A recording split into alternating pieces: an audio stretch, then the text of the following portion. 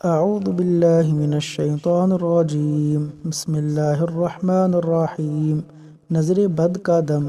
رسول اللہ صلی اللہ علیہ وسلم حضرت حسن اور حضرت حسین رضی اللہ عنہما کو اس دعا کے ساتھ دم کیا کرتے اور فرماتے کہ تمہارے بابا حضرت ابراہیم علیہ السلام اسی دعا کے ساتھ حضرت اسماعیل اور حضرت اسحاق علیہ السلام کو دم کیا کرتے تھے۔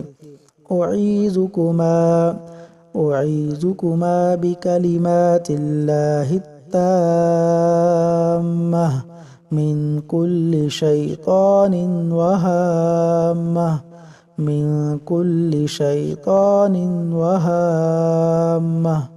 ومن کل عین لامہ۔